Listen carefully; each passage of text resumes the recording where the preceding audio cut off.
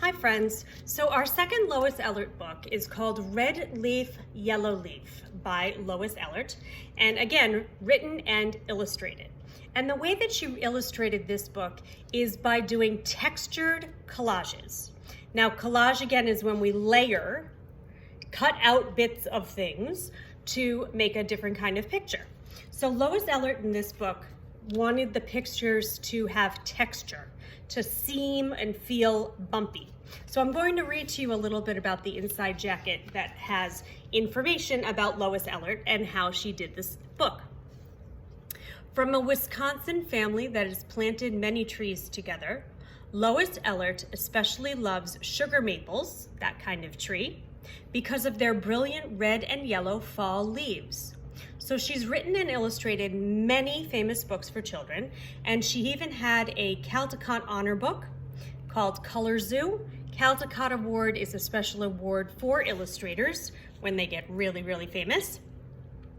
And it says she created the textural collages for Red Leaf, Yellow Leaf from a variety of seeds, roots, fabric, ribbon, wire, paper, plastic, cardboard, watercolors, crayons, pencils, pens, and oil pastels, which are like the crayons that we use at school.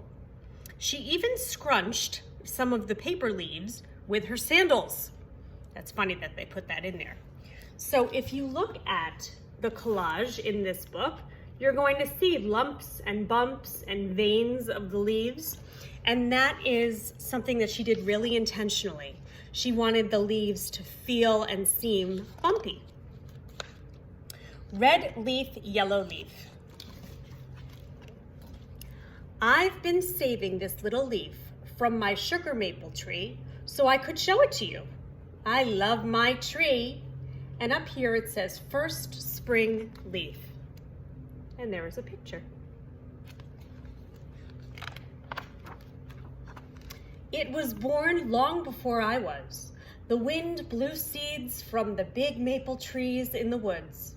They twirled and whirled as they fell to the ground. And there's her collage there.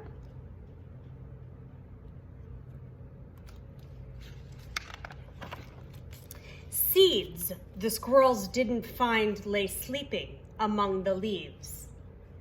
See that collaged squirrel on top of the leaves, and you can see all the veins and the ridges until they were covered by snow.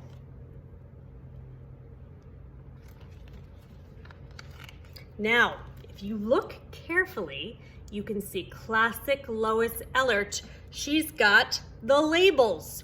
It's not enough to have a squirrel. In her book, she says, this is a squirrel, no question.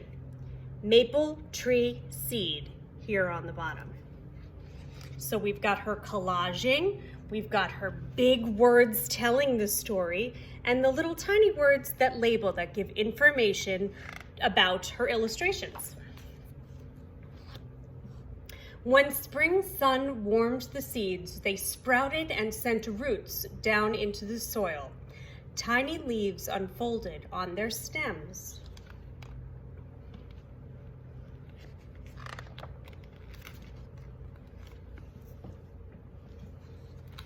I think my tree would have been happy to stay there forever. But one day, nursery workers came to the woods to collect tree sprouts.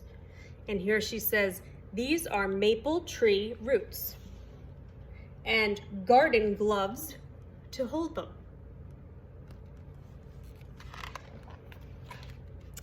They transplanted the sprouts and tended them year after year. When you transplant, trans means across or somewhere else, so they planted them across to a different area, someplace else, not where they started from. And this says is a black-capped chickadee collaged on there. Just as the trees were settling in, they were measured, marked, and uprooted again. They put them somewhere else. Fall Delivery Garden Center.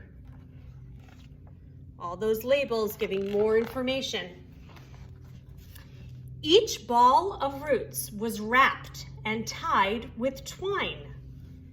And look at how you can almost feel how bumpy that is, the way that she used her collaging technique to make the texture. And here is a label of this sugar maple. It says how it likes growing. It says that it likes sun, height 30 to 40 feet.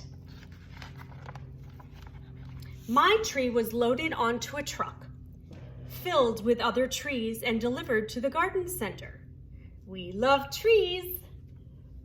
And here's the truck, and here's that information again about the sugar maple.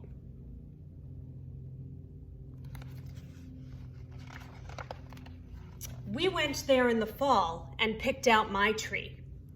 Silver maple, Norway maple, here's the sugar maple. Dad had a hole already dug, just waiting for it.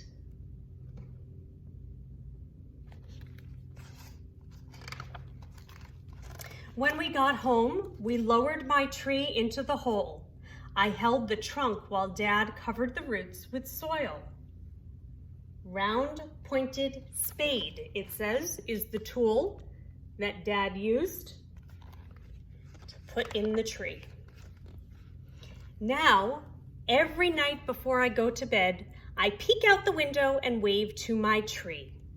And here it says that's a little bird treat that they hung from the tree. Here's the downy woodpecker. We have woodpeckers at my house. I'm not sure if it's that kind of woodpecker. When it snows, I hang up treats for the birds.